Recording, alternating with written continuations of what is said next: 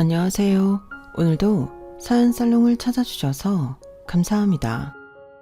칠수는 몇 달 앞두고 자식들과 연을 끊은 아버지입니다. 부모가 돼서는 자식과 연 끊은 게 무슨 자랑이라고 사람들 앞에서 대놓고 떠드느냐 하시겠지만 오죽하면 그러겠습니까?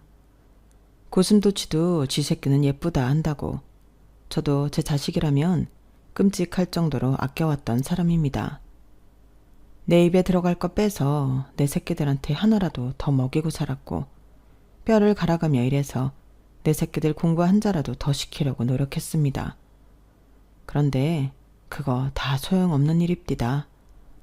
자식들이 머리 좀 크고 나니까 지들이 잘나서 잘된 줄 알지 부모 생각은 눈꼽만큼도 안 해요.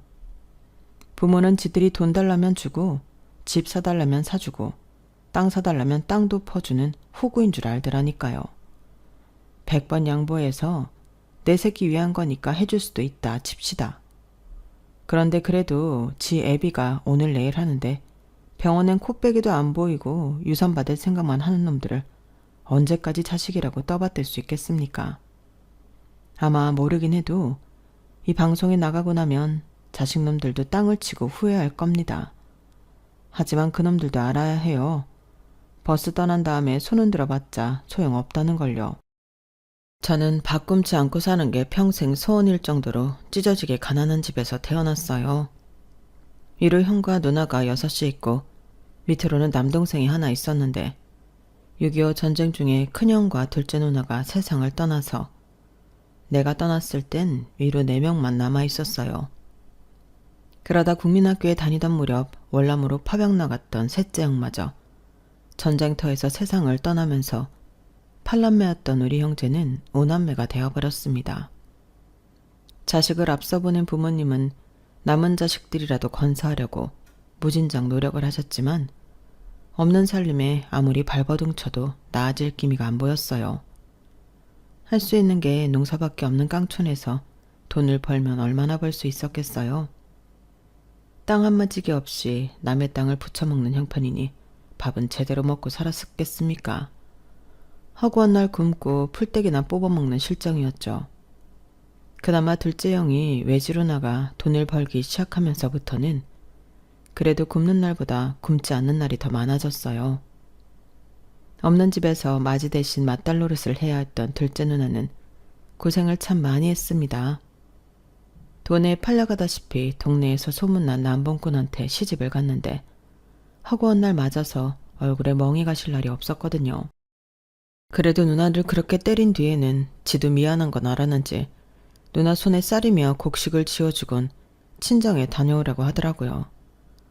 눈탱이가 밤탱이가 되어가지곤 그래도 식구들 먹일 생각에 한 걸음의 집으로 달려오던 누나를 생각하면 아직도 가슴 한구석이 시려옵니다. 제가 고등학교 입학을 앞두고 집안 형편이 어려워 학업을 포기해야 했던 그때도 동생 공부를 시키겠다고 남편한테 통사정을 해서 등록금을 마련해줬는데 그때 누나 얼굴을 아직도 잊을 수가 없어요. 매형한테 얼마나 맞았는지 한쪽 눈이 떠지지 않을 정도로 보랏빛으로 퉁퉁 부어 있었거든요. 어린 나이에 학교를 다닐 수 있게 됐다는 기쁨도 잠시 그 꼴을 보고는 도저히 참을 수가 없더라고요. 그 길로 매형한테 달려가 우리 누나가 맞은 것 이상으로 정신없이 패버렸습니다. 그때 누나가 울면서 저를 말리더군요. 상철이 너 네가 뭔데 내 남편을 때려? 네가 깡패야? 건달이야? 한 번만 더 내 남편한테 손대봐. 이 사람 죽으면 그때 너 죽고 나 죽는 거야. 그래도 남편이라고 몸으로 막아서며 악을 쓰는 누나를 보니 정신이 확 들더군요. 내가 무슨 짓을 벌였는지 그제야 파악이 된 저는 그 길로 뛰쳐나와 서울로 도망쳤습니다. 주머니에 누나가 마련해준 등록금이 있던 탓에 서울로 가는 기차표도 사고 한동안 배는 곪지 않았지만 길을 가다 경찰만 보면 심장이 철렁 내려앉는 기분이었어요.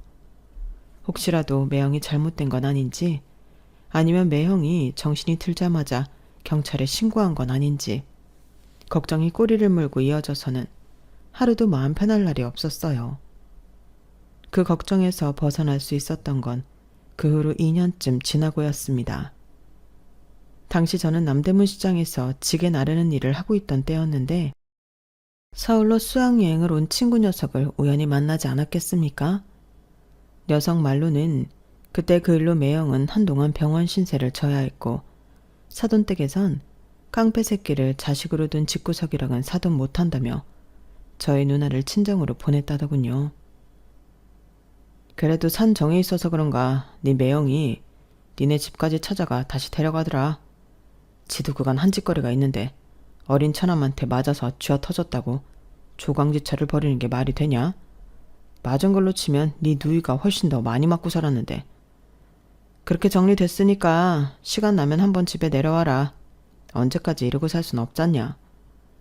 친구는 말에 그간 가슴을 묵직하게 누르던 돌덩이가 사라지긴 했지만 그렇다고 고향으로 갈 수는 없었어요. 저 때문에 누나도 그렇고 부모님도 그렇고 그 고생을 하게 만들었는데 무슨 낯짝으로 가겠어요. 돈이라도 벌어서 밭대기라도 살 돈을 가지고 있다면 모르겠지만요. 그래서 죽기 살기로 돈을 벌었습니다. 지게 일도 하고 식당 배달 일도 하고 공사판에서 벽돌 나르는 일도 하면서 쉬는 날도 없이 일을 했어요. 오죽하면 주변에서 어린 놈이 돈독이 올라 저런다는 말을 했겠어요. 그래도 저는 돈 좀 모아서 누나한테 받은 등록금도 돌려주고 우리 가족 부쳐먹고 살 땅떼기 좀 살 수 있다면 이 한 몸 으스러져도 상관없다고 생각했어요. 하지만 근 10여 년 만에 돌아온 고향은 정말 많은 게 변해 있었어요. 그렇게 길을 쓰고 돈을 모았는데 정작 고향에 내려갔을 땐 누나는 이미 죽고 없었거든요. 평생 고생만 했지 병원에도 한번 못 가본 누나는 무슨 병인지도 모른 채 시름시름 앓다가 세상을 떠났다고 했어요. 매형네 선선 한기퉁이에 쓸쓸하게 놓인 둘째 누나 묘 앞에서 한참을 목 놓아 울었습니다. 못난 동생이 이제야 누나한테 은혜도 갚고 서울 구경도 시켜드리려고 했는데 돌아올 수 없는 강을 건너시다니. 지난 10여 년 동안 발버둥 치며 살았던 그 시간들이 부질없게만 느껴졌어요. 돈 벌어서 은혜 갚겠다고 서울에서 아등바등 할 시간에 고향에 내려와 누나한테 사죄하고 밥이라도 한 끼 함께 먹을 걸 그랬다는 뒤늦은 후회가 들었어요. 둘째 누나는 제게는 엄마 같은 존재였거든요. 제가 7살 무렵 어머니께서 세상을 떠나셨는데 그때 이후로 둘째 누나는 제게 있어 엄마나 다름없었어요. 씻기고 먹이고 재우고 그걸 다 둘째 누나가 해주었으니까요. 그래서인지 둘째 누나의 죽음은 다른 형제들의 죽음과는 또 달랐어요. 제 마음의 한구석을 도려낸 것처럼 쓰리고 아팠거든요. 누나의 죽음 외에도 고향집은 많은 게 변해 있었어요. 제가 집을 나오던 당시에도 연세가 꽤 되셨던 아버지는 그 사이 더 연로해지셔서 허리가 굽어 거동이 불편하셨어요. 그런 아버지를 대신해 집안 가장 노릇을 하는 건 둘째 형이었어요. 외지에 나가 살다가 몇 해 전에 형수랑 고향으로 돌아왔다고 하더군요. 막내 여동생은 농사일을 도우며 집안 살림을 맡아 하고 있었어요. 그런데 다들 자기 자리를 지키고 살아가는 걸 보니 이상하게 서운한 마음이 들더라고요. 아마도 내 빈자리가 하나도 보이지 않아서 그랬나 봅니다. 고향에 다녀온 뒤 한동안 일이 손에 잡히지 않았어요. 살아가야 할 이유를 잃은 사람처럼 마음이 허공에 뜬 채로 도무지 마음을 잡을 수가 없었어요. 그때 저를 잡아준 건 제 아내였습니다. 아내는 제가 공장에서 일하던 시절 만난 사람인데 제가 속해 있던 미장팀이 밥을 대고 먹던 밥제 딸이었어요. 고향에 다녀온 뒤로 일도 손에 안 잡히고 사는 게 사는 것 같지 않던 시절이었는데 그때 아내를 처음 보고는 텅 빈 것 같던 마음이 채워지는 기분이었어요. 아침 일찍 팀원들이랑 밥을 먹으러 식당 문을 열면 벚꽃처럼 환하게 웃어주며 맞아주는 아내 모습에 가슴이 설렜었죠. 제 앞에는 계란 후라이도 더 부쳐다 주고 제국에는 고기도 훨씬 더 들어있어서 아내도 나와 같은 마음이라는 걸 알 수 있었어요. 식사를 마친 제게 수줍게 커피 믹스를 건네는 아내가 어찌나 예쁘던지 공사가 끝나고 다른 지역으로 옮겨야 해서 마지막으로 밥을 먹으러 가던 날 아내한테 사귀자고 했습니다. 내가 딴 건 몰라도 굶기지 않을 자신은 있어요. 난 내 식구는 절대 안 굶깁니다. 학벌도 없고 가진 것도 없지만 내 사람은 절대 눈에 눈물 안 뽑고 살 자신도 있어요. 그쪽도 나한테 마음이 없는 건 아닌 것 같은데 나 한번 믿어봐요. 당장 살림 합치자는 게 아닙니다. 딱 3개월만 나랑 만나봐요. 그때 가서 이놈은 아니다 싶으면 내가 더는 안 조를게요. 어때요? 아내는 수줍어서 눈도 못 마주치면서도 내가 싫지 않은지 고개를 끄덕여 주었어요. 그렇게 아내랑 3개월 남짓 만나는 동안 지난 10년 동안보다 훨씬 더 서울에 대해 많이 알 수 있었어요. 지금은 사라지고 없는 옛 조선 총독부 건물에 있던 국립중앙박물관에도 가보고 지금은 옛모습으로 복원됐으나 당시엔 동물원과 놀이시설이 있었던 창경원에도 가보고 서울의 상징이라고 할 수 있는 남산타워도 그때 처음 가봤어요. 서울 곳곳에 이렇게 멋진 곳이 많은 줄 그제야 처음 알았을 정도로 저는 그동안 돈 버는 데만 혈안이 돼서 살았던 거예요.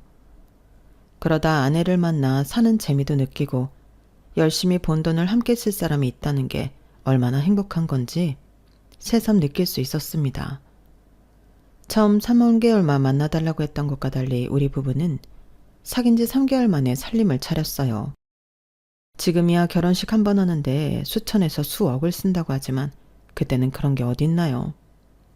여유가 되면 예식장에서 하고 형편이 안 되면 그냥 혼인신고만 하고 사는 거죠.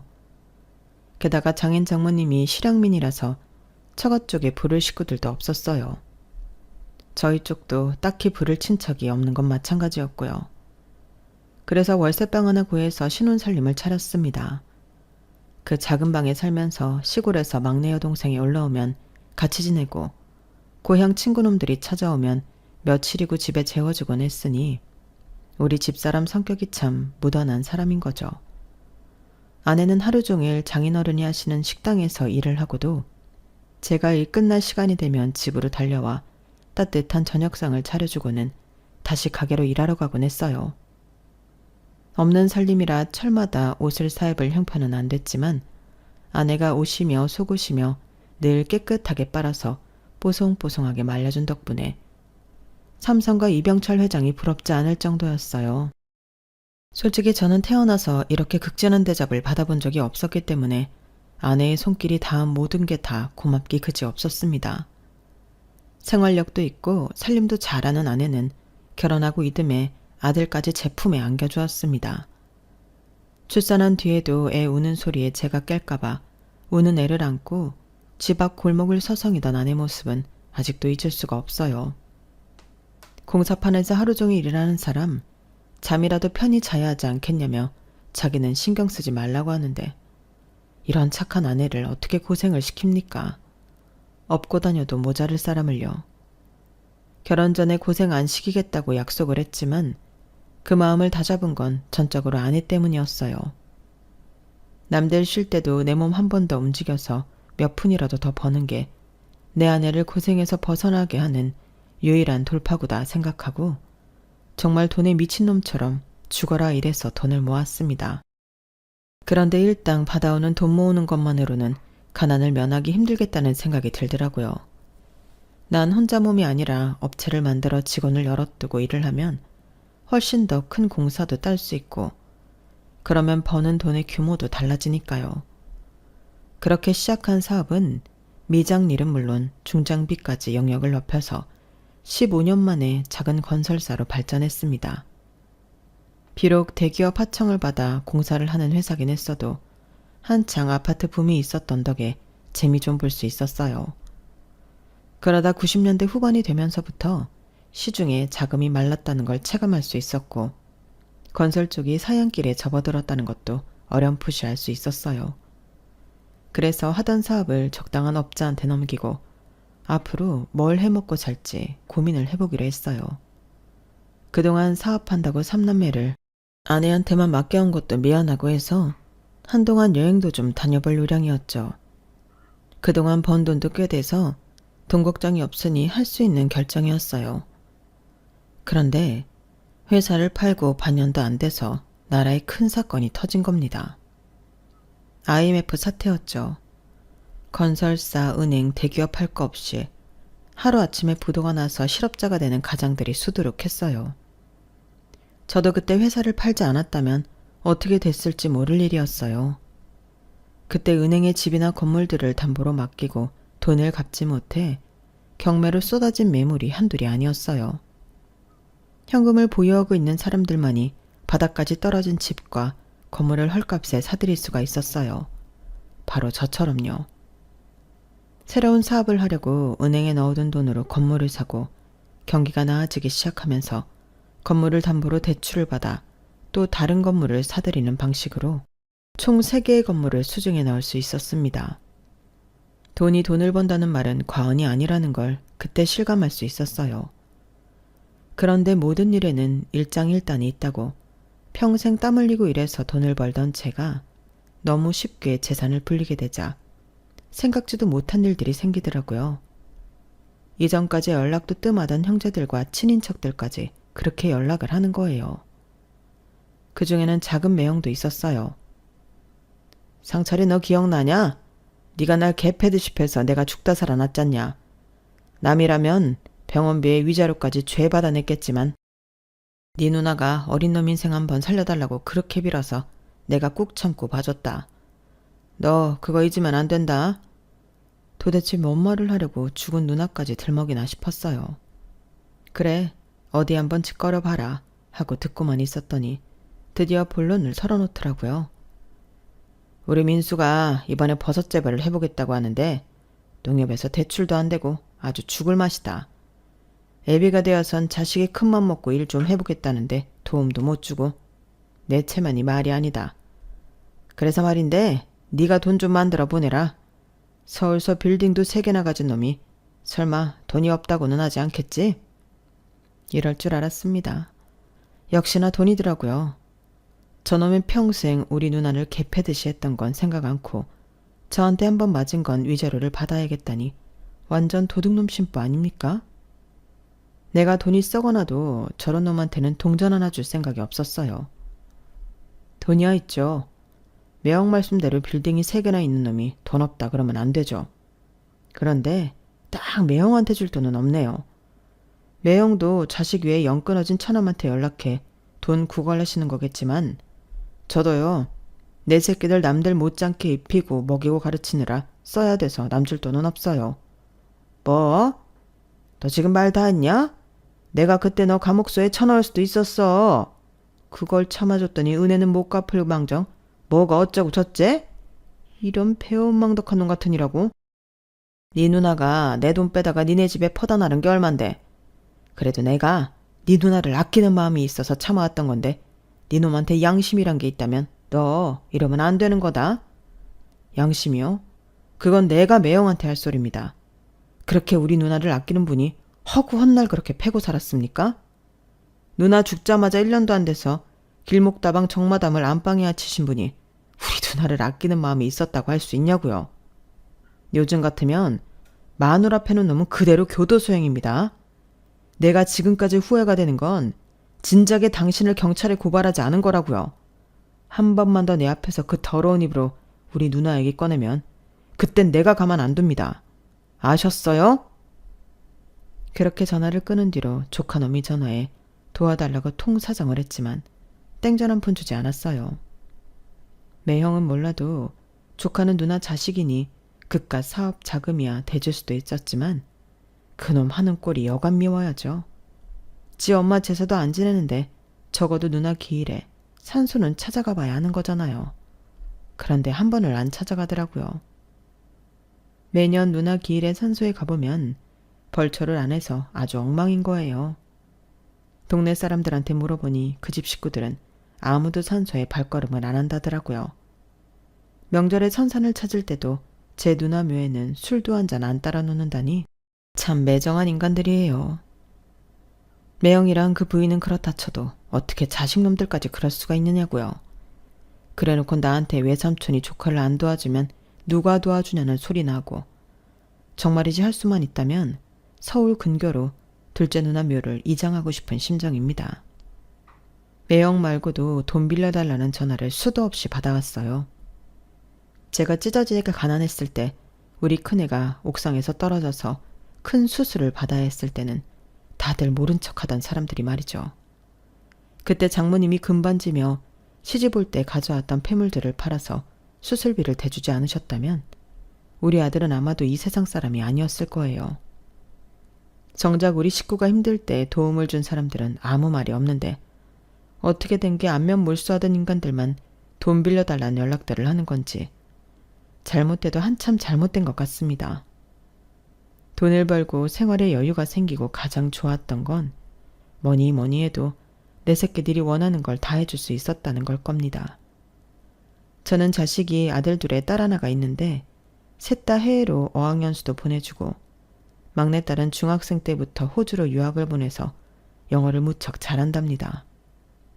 두 아들 녀석들도 중고등학교 때부터 학원에 과외까지 돈 안 아끼고 지원을 해주었고 덕분에 대학도 다들 이름 있는 대학에 보낼 수 있었거든요. 자식들이 남들이 부러워할 만한 직장에 취직해 가정까지 이뤘으니 부모로서 뭘 더 바라겠습니까?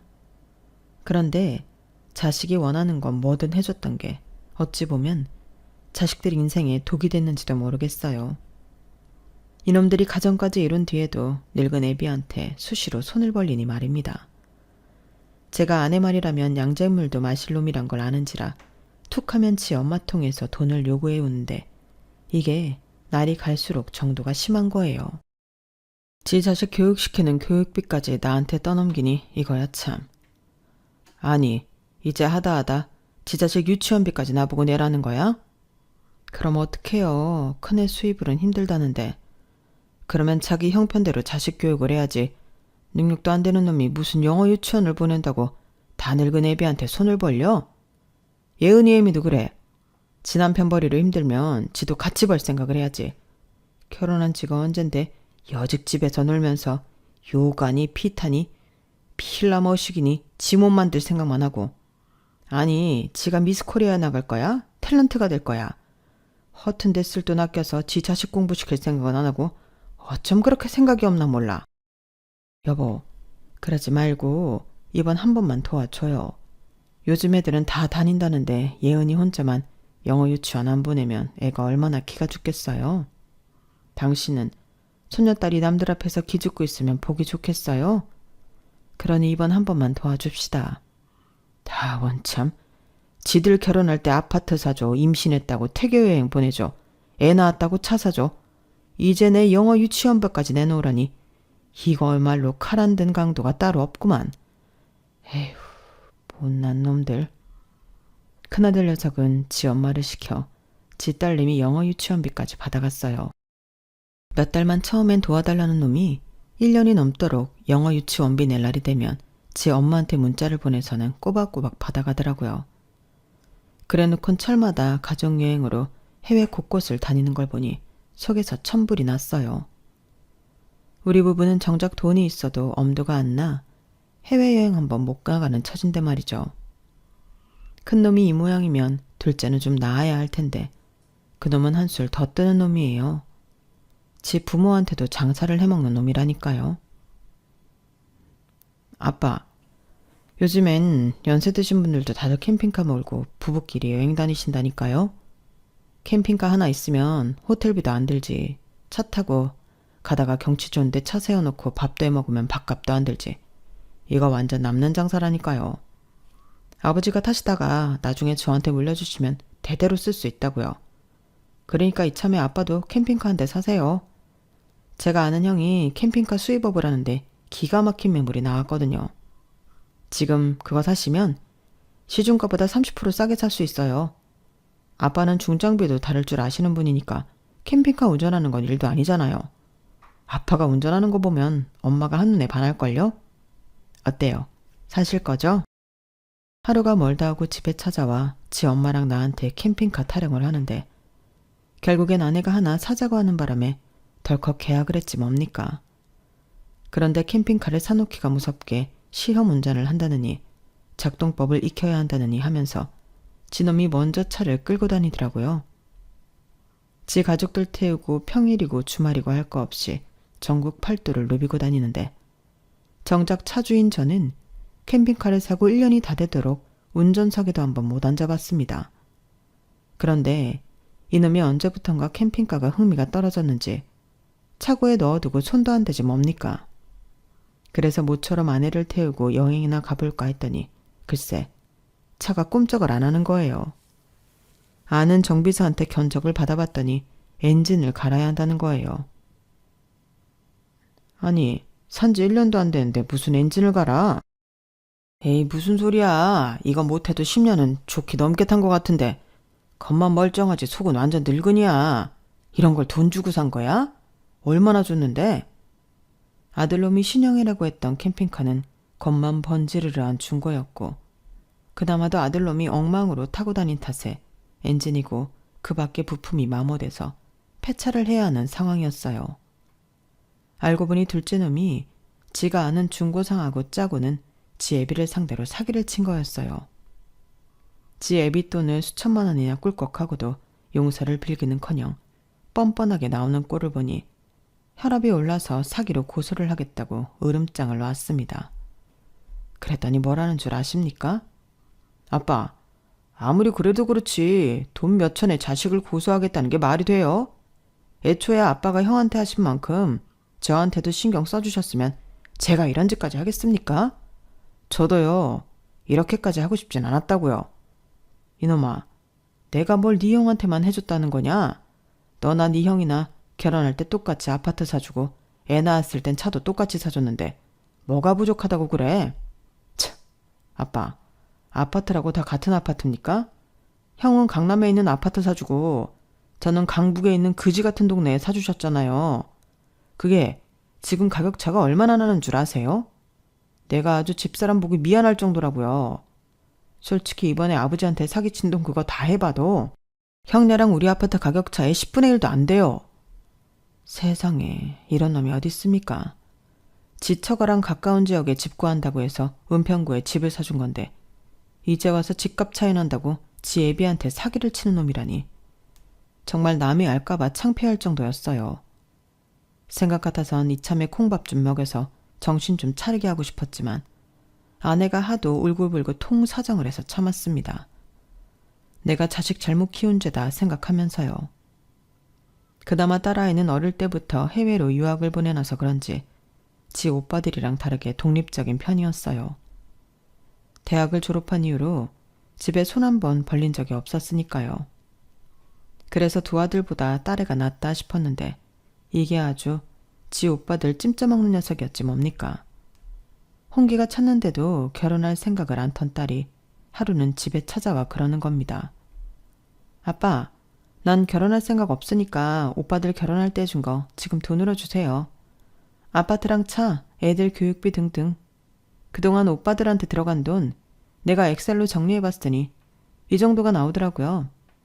거기에 화폐 가치 변동률까지 계산하면 딱 이 금액이에요. 너 지금 무슨 소리를 하는 거냐? 아니, 결혼을 해야 집을 사주든 차를 사주든 하는 거지. 결혼도 안 한 놈이 무슨 돈 타령이야? 아빠, 난 결혼 안 한다니까요. 돈만 있으면 충분히 즐기고 살 수 있는데 미쳤다고 결혼해서 남일 좋은 일 시켜요? 여자가 결혼하면 그날부터 인생 쭈그러드는 거라고요. 시댁 식구들한테 들볶이지.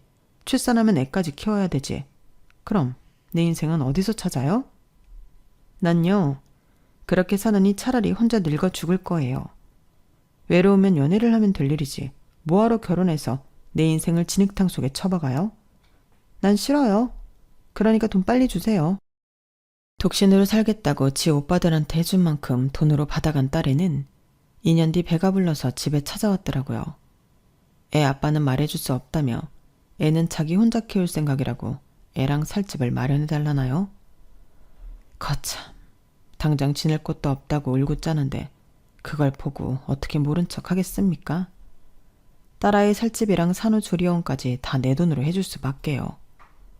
그런데 남편도 없이 살겠다는 딸아이 때문에 정말 고생한 건 바로 제 아내였어요. 세상에 어느 부모가 미혼모로 살겠다는 딸을 두고 두 다리 뻗고 살 수 있겠습니까? 밤낮 없이 딸아이 집에 드나들면서 손주도 봐주고 딸아이 밥도 챙겨 먹이고 그러고도 유별난 딸아이 트집에 좋은 소리 한번 못 듣고 살았습니다. 애한테는 유기농 채소만 먹여라. 소고기는 한우만 먹여라. 이거 해라 저거 하지 마라.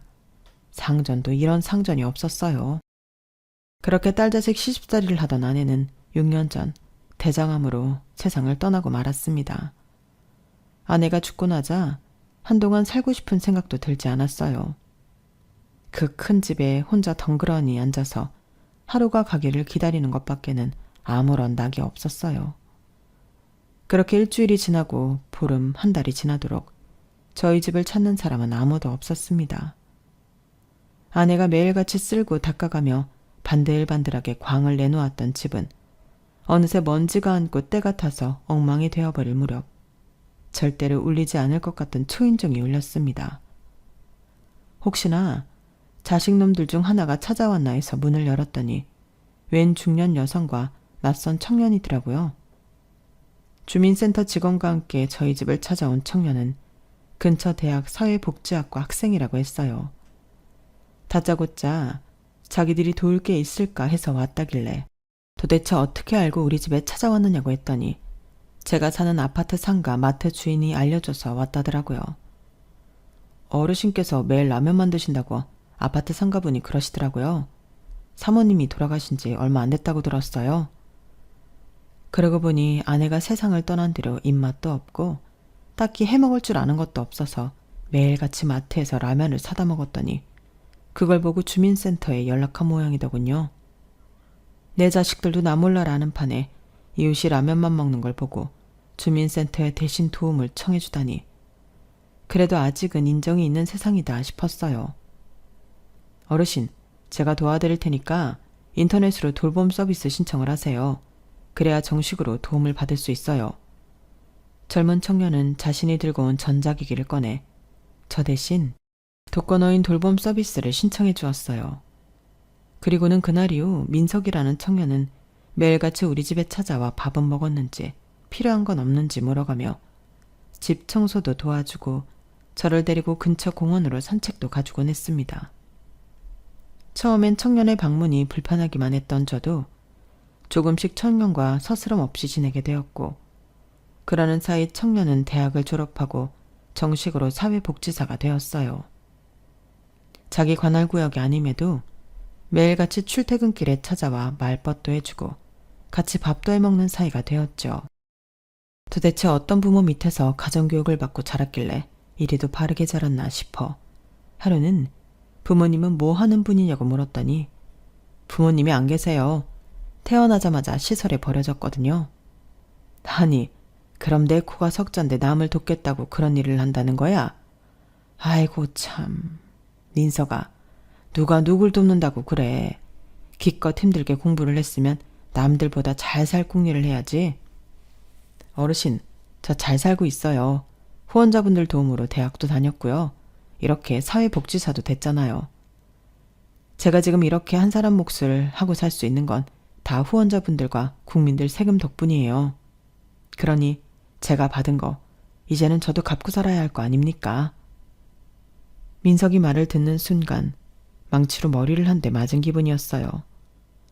그동안 남들보다 잘 먹고 잘 입고 살겠다고 아등바등 돈을 모아왔던 제 자신이 부끄러울 정도였어요.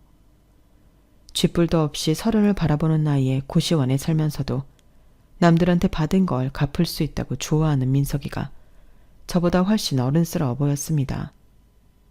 그래서 나도 이젠 좀 달라져야겠다는 생각을 했습니다. 먼저 민석이한테 고시원을 나와 우리 집에서 같이 살자고 했어요. 집도 크고 빈 방도 많은데 한 사람 더 들인다고 뭐가 달라지겠어요? 그렇게 민석이랑 한 집에 살면서 나도 사회를 위해 뭘 할 수 있는지 많은 생각을 했습니다. 부모 없이 자라는 아이들을 위해 시설에 기부도 하고 무료 급식소에 쌀도 보내고 학비가 부족한 애들을 위해 대학에 장학금도 보내줬습니다. 살면서 돈 쓰는 게 하나도 아깝지 않았던 건 그때가 처음이었어요. 그렇게 몇 년을 민석이랑 함께 살다가 녀석이 결혼을 하면서 다시 혼자가 되었습니다. 민석이가 결혼할 때 부모님을 대신해 내가 살 집이라도 해주겠다고 했더니 민석이도 그렇고 민석이 처도 그렇고 한사코 거절을 하더군요. 부창부수라고 아내도 자기랑 똑같은 사람을 얻어서는 부부가 아주 올곧게 자란 티가 났어요. 결혼한 뒤에도 민석이랑 민석이 처가 수시로 집에 드나들며 반찬도 해다 나르고 딸아이를 출산한 뒤에는 늙은이 척척할까봐 애도 데리고 와서 재롱도 보여주고 했어요. 내 피가 섞인 자식은 아니었지만 친자식들보다 더 자식 같은 존재가 되었죠. 덕분에 저는 인생의 황혼기에 또 다른 즐거움을 느끼며 살 수 있었습니다. 하지만 세월은 이 늙은이 몸을 하루가 다르게 갉아먹었고 결국 병원 신세를 지게 됐어요. 신장한 말기라더군요. 이미 암으로 아내를 떠나보낸 경험이 있던 터라 얼마 못 살 거라는 건 짐작할 수 있었어요. 그래서 민석이를 시켜 자식들한테 연락을 했더니 웬일로 자식놈들이 득달같이 병원으로 달려왔더라고요. 그런데 내가 입원해 있는 병실로는 오지 않고 죄다 주치의방으로 달려갔다는 거예요. 애비 병세가 어떤지 알아야 하니 그런 걸 거라고 생각하고 자식놈들을 기다리고 있었는데 아무리 시간이 지나도 한 놈도 코빼기를 보이지 않지 뭡니까? 그때 쎄한 기분이 들면서 이놈들이 뭔 생각을 하는지 알 수 있었습니다. 이놈들이 병원에 찾아온 건 지 애비가 걱정돼서가 아니라 언제 죽느냐가 궁금했던 거라는 걸요. 보다 못한 민석이가 큰애한테 전화를 했더니 지금 바쁘니까 나중에 전화하라며 끊더랍니다. 수화기 너머로 들리는 소리가 시끌벅적한 게 무슨 파티라도 하는 것 같더라고요. 둘째랑 막내딸 목소리도 간간히 들렸는데 얼핏 들어보니 내가 죽으면 빌딩을 하나씩 나눠 갖자는 그런 얘기를 하는 것 같았어요. 지 애비가 암에 걸려 오늘 내일 하는 판에 유산 받을 생각에 파티를 벌이는 자식들이라니. 이런 걸 그동안 내 등골 빼가며 키웠다는 게 그렇게 후회가 될 수 없었어요. 그래서 변호사를 불러 유언장을 만들었습니다. 그리고는 서류 정리가 다 끝난 그날 자식들을 불러 유언장을 공개했어요. 변호사 전화를 받고 병실로 달려온 자식들은 제가 이미 죽은 줄 알고 있었는지 병실에 들어와 멀쩡한 나를 보고는 귀신이라도 본 표정들이더라고요. 놀랄 거 없어. 죽기 전에 내 손으로 유산 정리하고 싶어서 부른 거니까.